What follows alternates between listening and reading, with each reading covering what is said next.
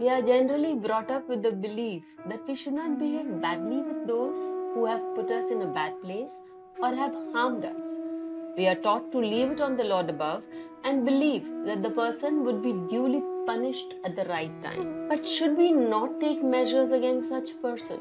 This tale from Mahabharat would certainly leave a mark in this regard. This is a story of Jaydrath, a mighty king. According to the Mahabharat, Jaydrath was born as a result of several fasts and vows taken by his father. His father, on his birth, had heard that Jaydrath would become a mighty king. The word Jaydrath in Sanskrit consists of two words. Jay means victory and Rath means chariot. So, Jaydrath means having victorious chariots. Jaydrath was married to Princess Dushala, the sister of the Kauravas. He was disrespectful and uncivil towards women in general. From the very beginning, Jaydrath was a bitter enemy of the Pandavas. It is stated in the Adiparv in Mahabharat, chapter 185, stanza 21, that Jaydrath was present at the Swayamvar of Panchali. The fact that he could not get to marry Panchali might have laid the foundation of this enmity. From this moment onwards, Jaydrath was looking forward to a chance to carry off Panchali. The forest life of the Pandavas began after the dice game, where Jaydrath too was present. The Pandavas wandered through many forests and finally reached the forest Kamyaka. Once the Pandavas left Panchali alone in the hut and went to the forest for hunting.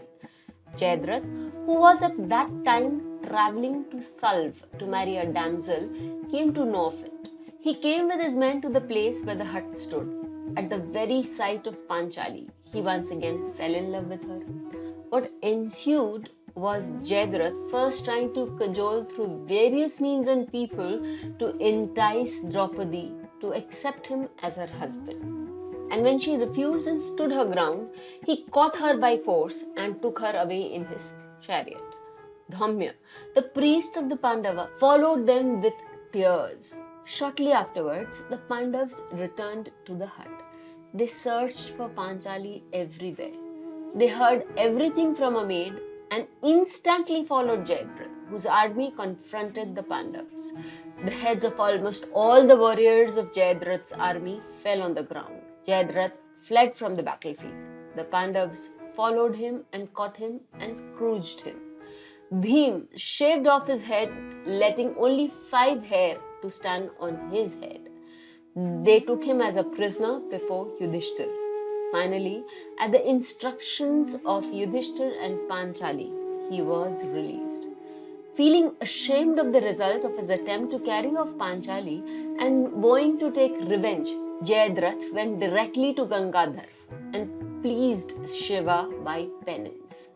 Lord Shiva gave him the boon that he would be able to defeat all the Pandavas except Arjuna.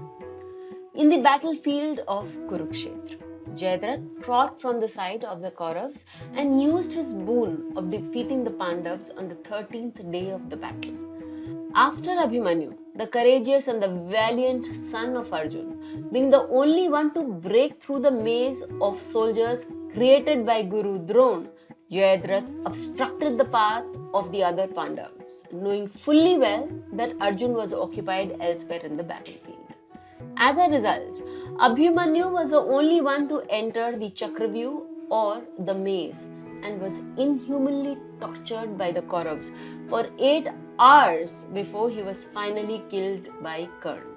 What follows is the story of killing of Jaydrath by Arjuna. It's an interesting and another story altogether. But the loss of a young, dynamic and courageous Abhimanyu was a result of Arjuna letting go of Jaydrath at numerous instances when he was rotten to the core. Sometimes it leads me to think that we should not be easygoing on those who have been obnoxious, rotten to us, and we should pay them when they have been bad to us. Do write in your comments and let me know your feelings about the same.